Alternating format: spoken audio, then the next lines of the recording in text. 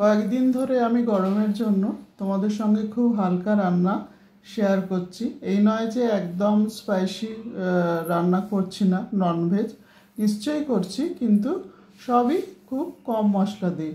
সেরকম একটা রান্না নিয়ে আজকে চলে এসেছি, যেটা খুব কম মশলা দিয়ে তৈরি। তো আজকে করব আলু পটলের ছেচকি।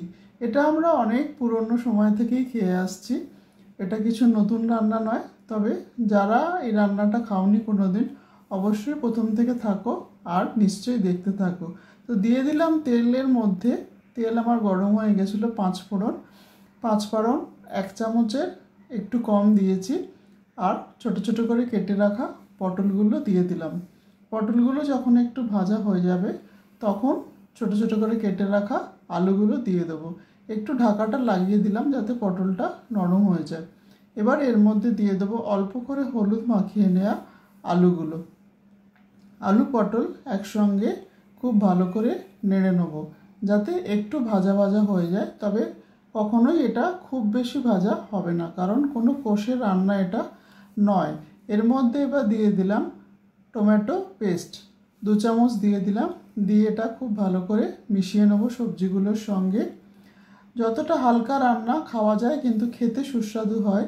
এই ধরনের রান্নাগুলো দেখবে তোমাদেরও খেতে খুব ভালো লাগবে। আর এই রান্নাটা লুচি পরোটার সঙ্গে খেতে ভীষণই ভালো লাগে। তো দিয়ে দিলাম নুন। নুন তোমাদের মতো তোমরা দেবে, লাগলে আবার পরে দেওয়া যাবে। অল্প হলুদ দিলাম, আর দিয়ে দেবো লঙ্কা গুঁড়ো। আর কোনো মশলা এর মধ্যে দেব না।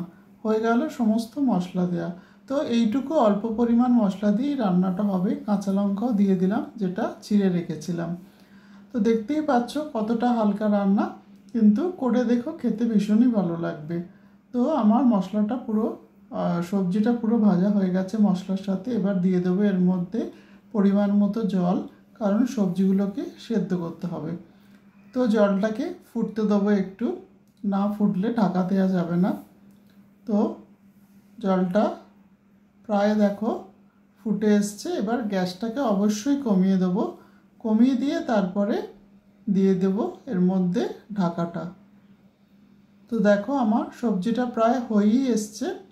নুন একটু কম হয়েছিল, তাই জন্য নুনটা একটু মিশিয়ে দিলাম। আর একটু ঢাকা দিয়ে দেবো, যাতে আর একটু মাখা মাখা হয়ে যায়। কিন্তু সবজি আমার সেদ্ধ হয়ে গেছে।